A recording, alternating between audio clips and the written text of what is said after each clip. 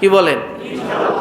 আর যে ব্যক্তি বান্দা হবে, আল্লাহ তাআলা বলেন আমি তাকে যেমন তেমন জান্নাত দিব না, জান্নাতুল গুরফা।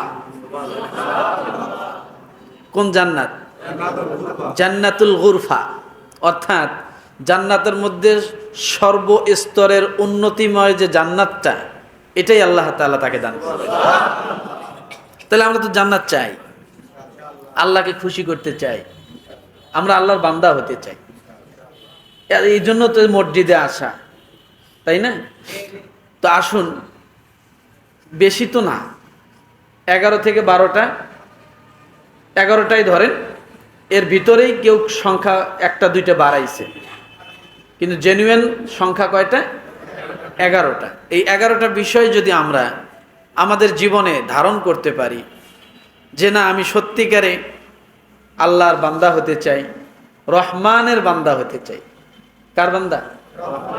রহমানের বান্দা হতে চাই। রহমান কে? রহমান হলেন তিনি যার সবচাইতে বেশি ভালোবাসা।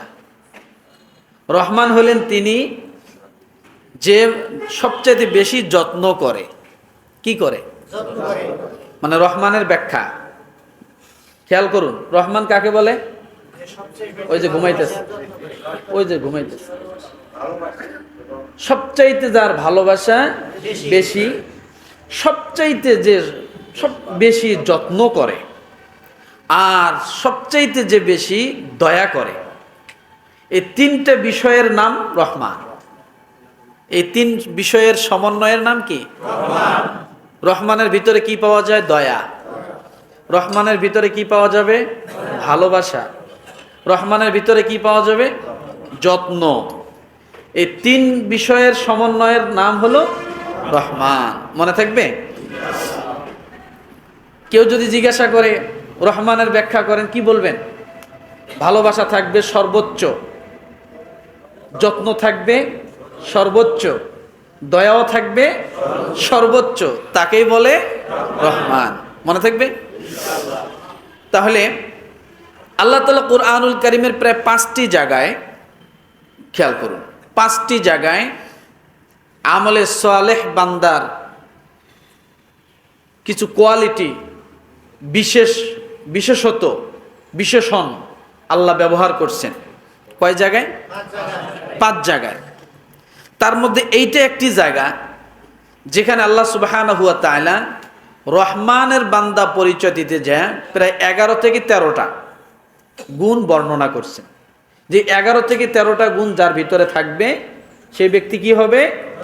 রহমানের বান্দা। আর রহমানের বান্দা যে হতে পারবে, তার জন্য কি আছে?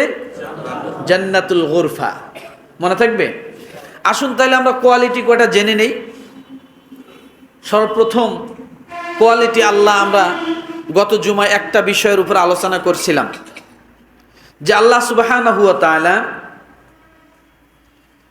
রহমানের বান্দা হওয়ার জন্য প্রথম যে গুণটা নিয়ে আসছেন, নামাজ না, রোজা না, হজ না, যাকাত না, কি নিয়ে আসছেন? বলে না কথা, একটু জবান খোলেন আল্লাহর রাস্তে। শিষ্টাচার, নম্রতা, নিরহংকার। কি বলেন তো? নম্রতা, নিরহংকার, তার কোনো অহংকার থাকবে না, এবং সে সব সময় উগ্র মেজাজ ব্যক্তিদের কাছে স্যালেন্ডার হবে। কি হবে? তর্ক করবে না, ঝগড়ায় লিপ্ত হবে না, এগুলো থেকে এড়িয়ে চলবে, নিজেকে সেভ করবে। কারণ এ তো মূর্খ লোক, আমি একে একটা বলবো, ও 10টা বলবে, তাই না? আমি ওকে একটা হয়তো ভালো কথা বলবো, একটা খারাপ ভাষা দিয়ে আমাকে বলবে, আছে না? যেমন অনেকে অনেক সময় বলে, ভাই চলো নামাজে যাই, যা বেটা যা, নামাজ করো যা, আছে না? তো জায়গা বুঝে আপনাকে দাওয়াত দিতে হবে, সময় বুঝে দাওয়াত দিতে হবে। এটাও একটা ইসলামের শিষ্টাচার। আপনি যেখানে সেখানে যাইয়া ইসলামের কথা বলতে পারবেন না, এটাও শিক্ষা আছে ইসলামে। সব জায়গায় যাই আপনি বলতে পারবেন না, সময় বুঝে বলতে হবে। কথাটা বুঝাতে পারছি? তাহলে আসুন, তাহলে আল্লাহ তাআলা সর্বপ্রথম যে গুণটা নিয়ে আসছেন সেটা কি? নম্রতা, নিরহংকার, শিষ্টাচারিতা। হ্যাঁ, দেখেন আপনি রহমানের বান্দা হওয়ার জন্য আল্লাহ প্রথম মানুষের কাছে স্যালেন্ডার হওয়া শিখাইলেন।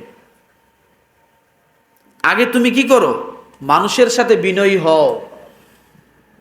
তুমি যদি মানুষের কাছে বিনয়ী হতে পারো, তাহলে তোমার জন্য আমি আল্লাহর কাছে বিনয়ী হওয়া সবচাইতে সহজ। আল্লাহ এটা বুঝাচ্ছেন। সূরাতুল ফুরকান আয়াত নাম্বার 63।